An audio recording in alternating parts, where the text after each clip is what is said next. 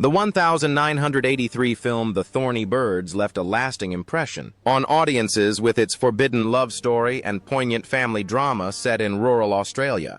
However, a devastating tragedy lies behind this masterpiece. Barbara Stanwyck, Richard Chamberlain, Gene Simmons, and many other actors lost their lives in tragic accidents stemming from drug addiction and undeniable personal secrets. Barbara Stanwyck as Mary Carson. Born Ruby Catherine Stevens on July 16, 1907, Barbara Stanwyck was 76 years old when she portrayed Mary Carson in the 1983 film The Thorn Birds. A powerful, jealous, and suffering woman. With her icy gaze and commanding voice, Stanwyck imbued Mary Carson with a chilling depth. A wealthy woman ready to manipulate the fate of others to protect a love that is not her own. However, Barbara Stanwyck's life was as dark as her iconic roles. When she was just 4 years old, she lost her mother in a horrific streetcar accident. Soon after, her father abandoned the family, separating young Ruby from her brother. Her brother subsequently lived with various foster families. Her childhood, marked by poverty, loneliness, and a lack of love and security, had built an impenetrable wall around her soul. At 15, she had a last-minute abortion and remained childless, a secret she never openly admitted, but which manifested itself in her coldness and distance towards her only adopted son. In 1928, she married Frank Fay, an actor and former stage star whose fame had rapidly declined after moving to Hollywood. Meanwhile, Stanwyck achieved great success in films such as Frank Capra's Ladies of Leisure, 1930. This success became a real problem for Fay. Under the influence of alcohol, outbursts of anger, jealousy, attacks, and insults became frequent. After 7 years of personal heartbreak, the marriage ended, leaving behind deep emotional wounds and her adopted son, Anthony Dion. Stanwyck distanced herself from her son, feeling abandoned by the world. A few years later, she began a relationship with rising star Robert Taylor, whose film career she helped launch. In 1939, they married in a simple ceremony arranged by MGM to please the public. For Stanwyck, this was not a burning passion, but a deep bond between two lonely, loving souls. But even this love was short-lived. After World War II, Taylor wanted to withdraw from public life, but Stanwyck could not stop her. They divorced in 1950. She never remarried and told her friends that he was the man she loved most in her life. Following her divorce, Stanwyck continued her acting career with an undiminished passion, and her most notable role was the leading role in the classic film noir Double Indemnity, 1944. However, fame and glory never satisfied him. He spent the last years of his life alone, away from Hollywood and the spotlight. In 1982, during the filming of The Thorny Birds, he inhaled smoke from special effects equipment, which led to bronchitis. His smoking habit, which had continued since the age of 9, further aggravated the condition. That same year, her Beverly Hills home was burglarized. The burglar brutally beat her and stole $40,000 worth of jewelry. This event deeply shattered her self-esteem. Barbara Stanwyck died on January 20th, 1990, at the age of 82, from heart failure due to chronic obstructive pulmonary disease. At the time of her death, her fortune was estimated to be approximately $10 million, largely derived from investments in film, television, and real estate.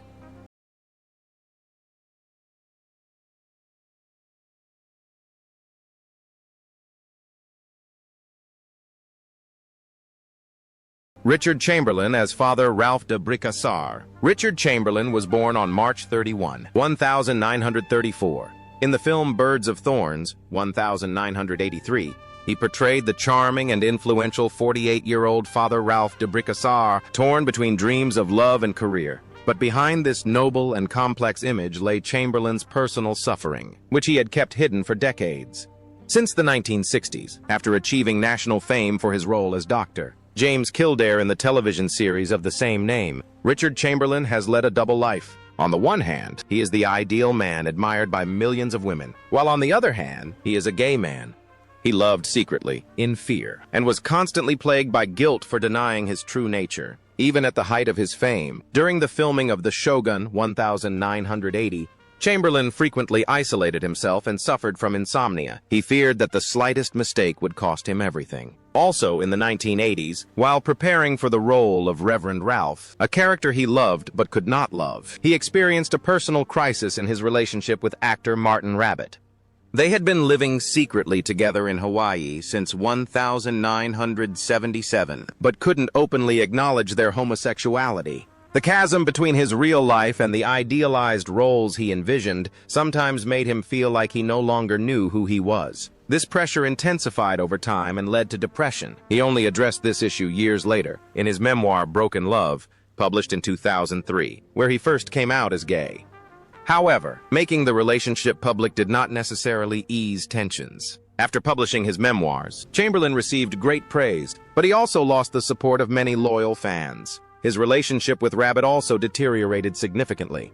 In 2000, they officially divorced, not due to a lack of love, but due to unresolved disagreements. Richard Chamberlain died of a stroke at his home in Waimanalo, Hawaii, on March 29, 2025, 2 days before his 91st birthday. A childless bachelor, Chamberlain passed away peacefully after spending the final years of his life with his former partner.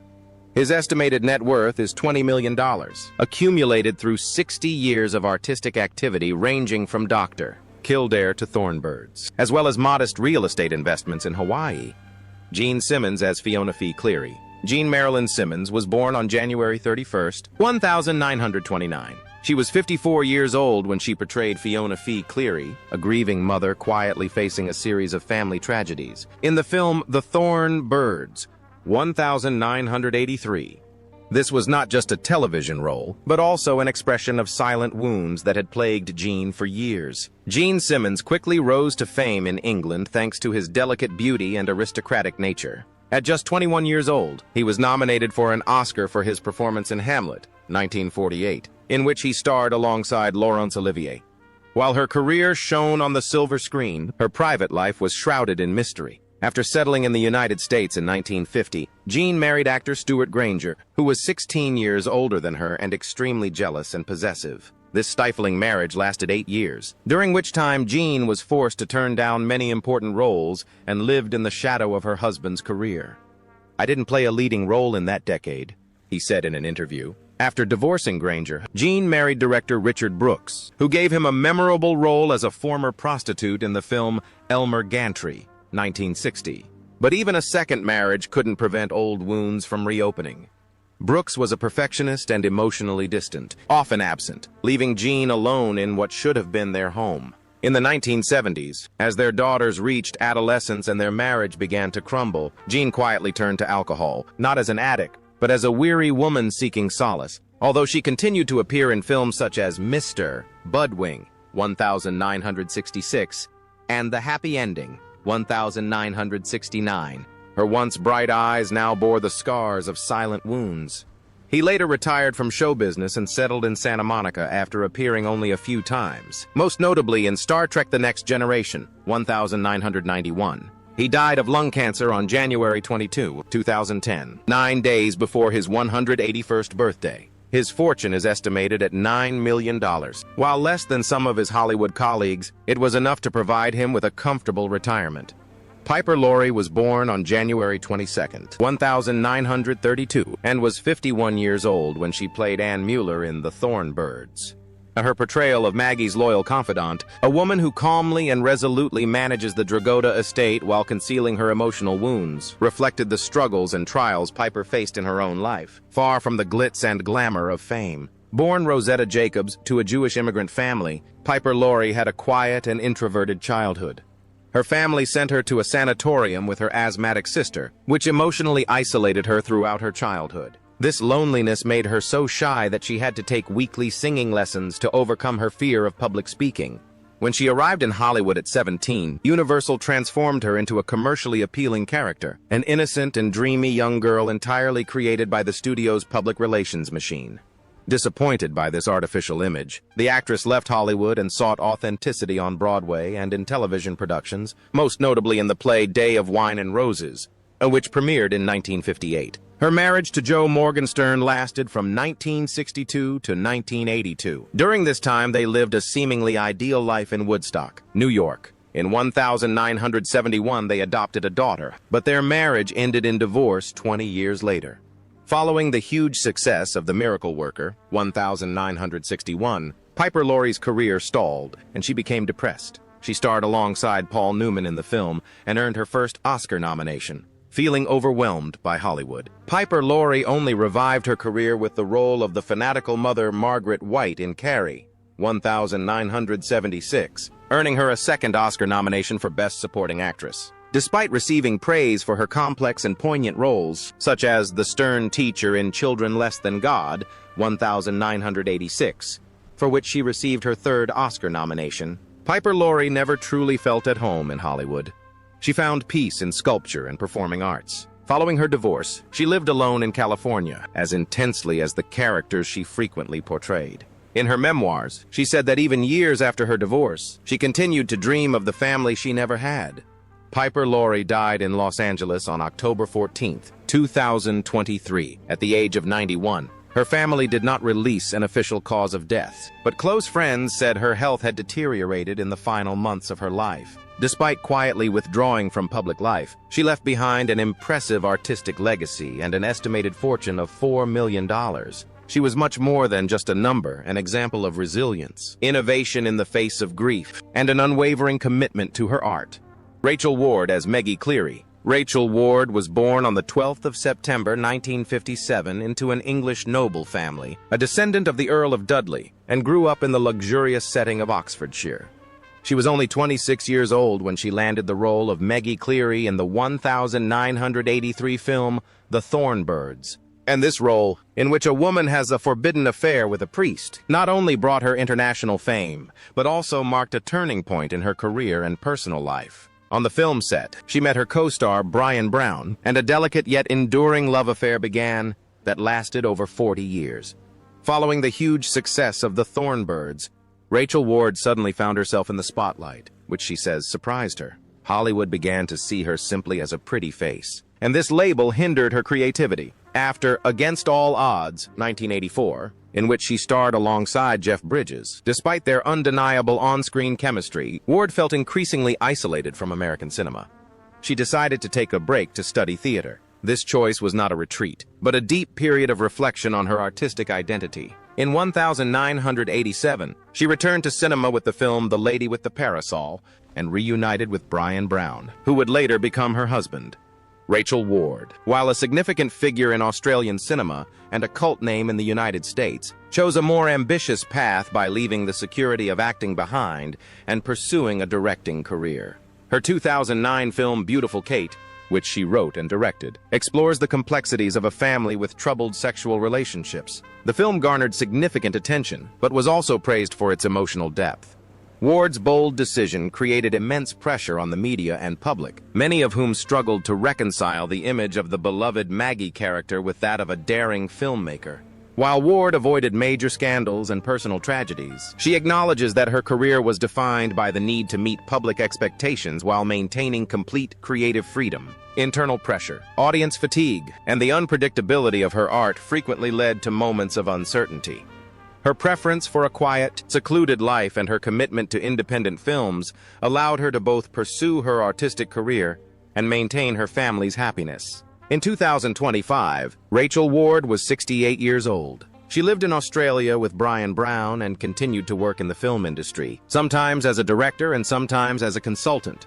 Her estimated net worth is around $10 million, and this stems partly from her acting and directing career, but primarily from her long-term marriage to Brian Brown, a rare and remarkable union in the entertainment world, born from a memorable brief encounter between Maggie and Luke on a film set. The tragedies and deaths of these stars leave a huge void in the hearts of their fans, poignantly reminding them of the fragility of life away from the spotlight.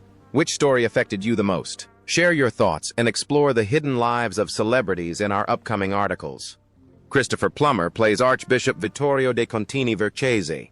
Christopher Plummer was born on December 13, 1929. In 1983, at the age of 53, he portrayed Archbishop Vittorio de Contini Vercese in the film Birds of Thorns, displaying an air of authority, distance, and wisdom that only the hardships of time and life could confer. Born into an aristocratic Canadian family but raised without a father, Plummer cultivated a quiet solitude throughout his life, concealing it behind a serene smile and a piercing gaze. His childhood was filled with rebellion, drunken nights, and theatrical performances that masked the pain in his soul. His first marriage to actress Tammy Grimes lasted only a few years, and he deeply felt her absence during his daughter Amanda Plummer's teenage years. Although their relationship strengthened over time, the distance between them never completely disappeared.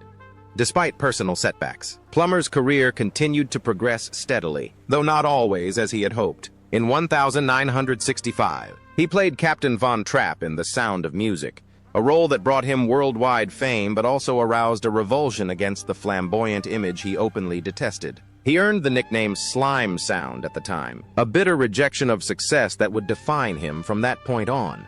Years later, perhaps in search of artistic catharsis, he returned to the stage with boundless enthusiasm. However, it was this devotion that alienated him from those who loved him most. Plummer's love life was tumultuous but never hopeless. Following an unsuccessful first marriage, he married former actress Elaine Taylor in 1970.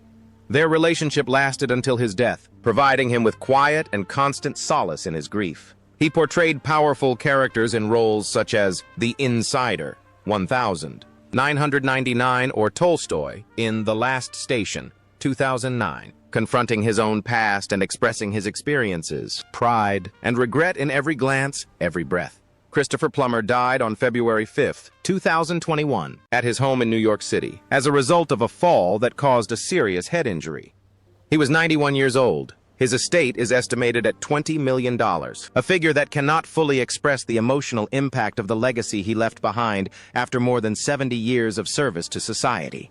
He maintained the elegance of a classic gentleman to the very end, a man who worked both in the public sphere and behind the scenes, never compromising the dignity with which he lived.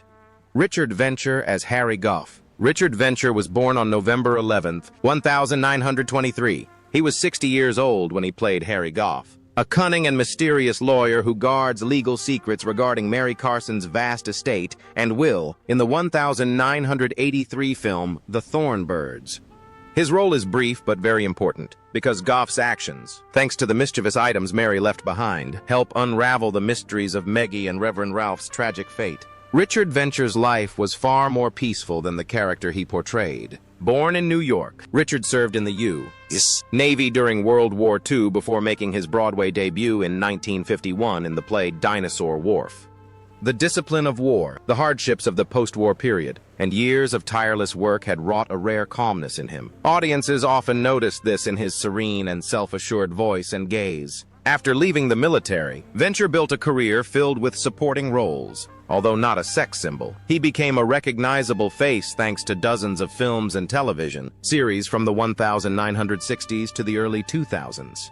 One of his most memorable roles was in All the President's Men, 1976, where, although not a leading role, he brought nuance and depth to the character. Around the same time, his first marriage to Grace Grant, which lasted from 1946 to 1971, ended in divorce after the birth of their 4 children. In 1971, he married the renowned African-American actress Olivia Cole, and that same year his television series Roots achieved great success. Their interracial marriage was considered a courageous decision in a society that remained deeply racist. However, 13 years later, the couple divorced. Friends believed the divorce was partly due to their intense commitment to their careers, and partly due to Venture's introverted personality, which made emotional intimacy difficult. He later married 2 more times, and his last wife, Catherine Catalano, remained by his side until his death. Richard Venture died on December 19, 2017, at the age of 94, at his home in Chester, Connecticut. His death was attributed to natural causes and advanced age. 31 days later, his ex-wife, Olivia Cole, also passed away, bringing a little-known chapter of their life together to a tragic end. At the time of his death, his net worth was estimated at $1 million. This modest sum is a testament to an honest life and hard work by a man who consciously chose to live out of the public eye. Richard Kiley as Paddy Cleary. Richard Paul Kiley was born on March 31, 1922, in Chicago to an Irish Catholic family. In 1983, at the age of 61, he portrayed Paddy Cleary in The Thorn Birds, and delivering a deeply touching performance as a loving and humble father, grappling with the same inner turmoil that also affected his own private life. Unlike many stars who succumbed to the glitz and glamour of Hollywood, Kiley chose a quieter, more challenging path: Broadway. But this devotion came at a price. A quiet, personal sacrifice. He survived his first marriage and subsequent divorce after having 6 children, a financial and emotional ordeal he rarely spoke of publicly. Even after winning his first Tony Award in 1959 for Redhead and in 1966 for Man of La Mancha, and moving audiences to tears with The Impossible Dream. He carried the lonely burden of being a father living abroad behind the scenes. Kiley was known not for his flashy films, but for his deep, introspective, and sometimes devastating performances. In The Blackboard Forest, 1955, he played a kind-hearted teacher grappling with school violence, and in The Thorny Birds, a stern but compassionate father. Kiley frequently reflected on his own loneliness and the moral consequences of the characters he portrayed. He declared that the role of Don Quixote was for him, and even as he increasingly distanced himself from reality, he returned to it again and again, as if the stage had presented him with an unexpected dream. In the final years of his life, Kiley waged a silent but intense battle with a rare bone marrow disease. Without showing any symptoms or complaints, he continued to work until his health completely deteriorated. Despite his deteriorating health, he continued to narrate successful documentaries such as Planet Earth and The Secrets of the Bible, and his warm baritone voice continued to echo on television. John Hammond's character in Jurassic Park, 1993, proudly stated, "We spared no expense. We hired Richard Kiley, and this wasn't just a metaphor, it was the truth." Richard Kiley's voice was revered worldwide. He died in New York on March 5, 1999, just 3 weeks before his 77th birthday. He died peacefully and in agony from bone marrow disease. At the time, it was estimated that his fortune, amassed during his 50-year acting career, was $3 million. When the lights on Broadway went out that day in his memory, audiences not only mourned the loss of a talented actor, but also remembered a resilient personality who offered viewers a glimpse not only into roles, but also into the real life behind the mask.